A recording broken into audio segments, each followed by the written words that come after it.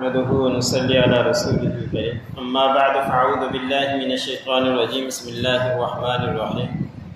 ويسألونك عن الروح قل الروح من امر ربي وما اوتيتم من العلم الا قليلا ولئن شئنا لنذهبن بالذي اوحينا اليك ثم لا تجد لك به علينا وكيلا إلا رحمة من ربك إن فضله كان عليك كبيرا قل لئن اجتمعت الإنس والجن على أن يأتوا بمثل هذا القرآن لا يأتون بمثله ولو كان بعضهم لبعض ظهيرا۔ سورۃ بنی اسرائیل کا درس چل رہا ہے۔ اسی سورۃ کی آیت نمبر 85 سے لے کر 88 تک تلاوت کی۔ پہلی آیت کے اندر تذکرہ ہے کہ آپ صلی اللہ علیہ وسلم سے روح کے بارے میں سوال کیا گیا تھا۔ یہ صورت مکے کے اندر نازل ہوئی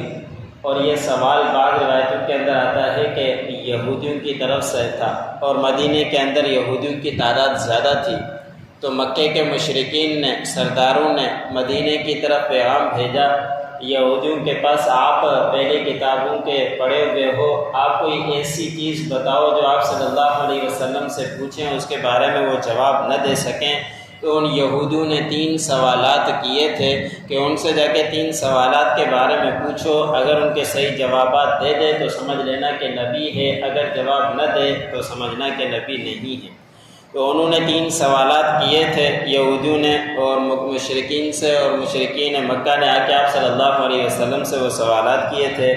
ایک یہی سوال جو صورت بنی اسرائیل کے اندر تذکرہ ہے کہ روح کیا چیز ہے، اور دوسرا اور تیسرا سوال اگلی صورت کہف کے اندر آئے گا کہ یہودیوں نے دوسرا یہ سوال کیا تھا کہ اصحاب کہف کون تھے اس کے بارے میں بتلاؤ، اور ذوالقرنین کون تھے اس کے بارے میں بتلاؤ۔ ان کا تذکرہ تو تفصیلی اگلی صورت میں آئے گا، اور اس کے بارے میں، روح کے بارے میں اللہ رب العزت نے صرف مختصر سا اتنی بات بتلائی کہ ان سے کہہ دیجئے کہ جو یہ سوال کرتے ہیں آپ سے روح کے بارے میں، تو روح یہ اللہ کے حکم میں سے ایک حکم ہے،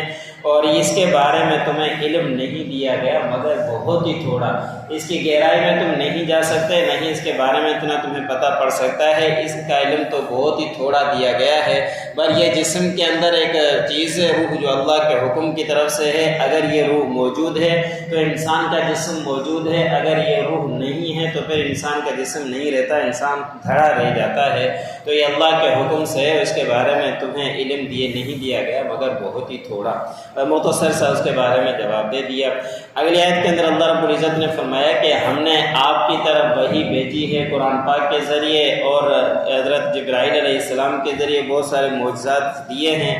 اگر ہم چاہیں تو ہم آپ سے وہ چیزیں لے لیں، اور آپ پھر ہمارے خلاف کوئی مددگار نہیں پائیں گے، اور کوئی مددگار نہیں ہوگا یا کوئی وکیل نہیں ہوگا کہ ہمارے خلاف وہ مقابلہ کر سکے۔ یہ اللہ رب العزت کی شان ہے کہ جو دیا ہے وہ لیتے نہیں، اگر لینا چاہیں تو لے سکتے ہیں، اس کے اندر اللہ رب العزت کو اختیار ہے۔ پھر اللہ رب العزت نے فرمایا کہ مگر یہ آپ کے پروردگار کی طرف سے آپ کے اوپر رحمت ہے، بے شک اللہ کا فضل ہے آپ کے اوپر بہت بڑا۔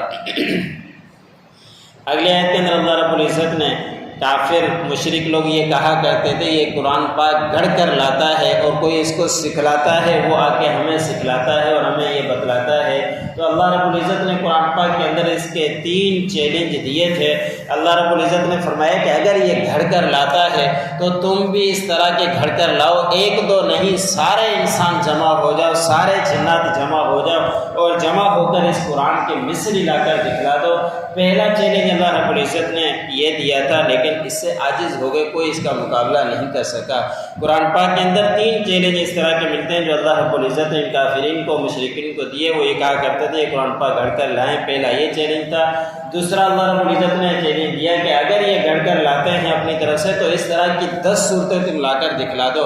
114 قرآن پاک کے اندر صورتیں ہیں، 104 تمہیں معاف ہیں، آپ اس طرح کی 10 لا کر دکھاؤ، لیکن اس دوسرے چیلنج کو بھی وہ قبول نہیں کر سکے اور وہ عاجز ہو گئے، نہ لا سکے۔ اللہ رب العزت نے قرآن پاک کے اندر ان کو تیسرا چیلنج دیا کہ 10 صورتیں نہیں لا سکتے، قرآن پاک کی سب سے چھوٹی صورت ہے، 3 صورتیں چھوٹی ہے، اس کے مقابلے میں کوئی ایک چھوٹی صورت لا کر دکھلا دو۔ وہ چھوٹی صورت بھی لا کر نہیں دکھلا سکے، اس سے بھی عاجز ہو گئے۔ یہ تینوں چیلنج اللہ رب العزت نے قرآن پاک کے اندر ہی دیے ہیں، لیکن وہ مذاق تو اڑایا کرتے تھے، آپ صلی اللہ علیہ وسلم کے خلاف بولا تو کرتے تھے کہ یہ گڑھ کر لاتا ہے، لیکن اس کے مقابلے سے عرب کے اندر شاعری کے اندر مشہور تھے، لیکن کوئی بھی اس کی چھوٹی سی چھوٹی صورت بھی نہیں لا سکا۔ تو اس کا مطلب یہی تھا کہ اللہ رب العزت کی طرف سے اس کے کوئی بھی عاجز سا یا عاجز ہو گئے، کوئی اس کا مقابلہ نہیں کر پائے گا۔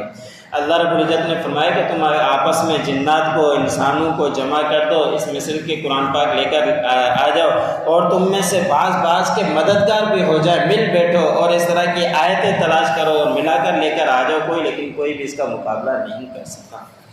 وَيَسْأَلُونَكَ عَنِ الرُّوحِ قُلِ الرُّوحُ مِنْ أَمْرِ رَبِّي، وہ آپ سے سوال کرتے ہیں روح کے بارے میں، کہہ دیجئے کہ روح میرے پروردگار کے حکم کی طرف حکم ہے میرے پروردگار کا۔ وَمَا أُوتِيتُم مِّنَ الْعِلْمِ إِلَّا قَلِيلًا، اور تمہیں اس کے بارے میں نہیں علم دیا گیا مگر بہت ہی تھوڑا۔ وَلَئِن شِئْنَا لَنَذْهَبَنَّ بِالَّذِي أَوْحَيْنَا إِلَيْكَ، اگر اللہ رب العزت نے فرمایا کہ اگر البتہ ہم چاہیں تو ہم لے لیں جو کچھ ہم نے آپ کی طرف وحی کی ہے۔ ثم لا تجد لك به علينا وکیلا، پھر آپ نہیں پائیں گے ہمارے مقابلے میں ہمارے خلاف کوئی مددگار۔ الا رحمتا من ربک، مگر یہ کہ یہ آپ کے پروردگار کی رحمت میں سے ہے۔ ان فضلہ کان علیک کبیرا، بے شک اللہ رب العزت کا فضل آپ کے اوپر ہے بہت بڑا۔ قل ان اجتمعت الانس والجن، کہہ دیجئے کہ البتہ اگر تم جمع ہو جاؤ، اکٹھے ہو جاؤ انسان اور جنات، علی ان یأتوا بمثل ھذا القرآن، کہ اس قرآن پاک کے مثل کچھ لا کر دکھلا دو، لا یأتون بمثلہ، تم نہیں لا سکتے اس کے مثل۔ ولو کان بعضهم لبعض ظہیرا، اگرچہ ان میں سے بعض کے مددگار بھی تم بن جاؤ، پھر بھی اس قرآن پاک کے کوئی صورت اور کوئی آیت اس کے مثل نہیں لا سکتے۔ جو پڑھا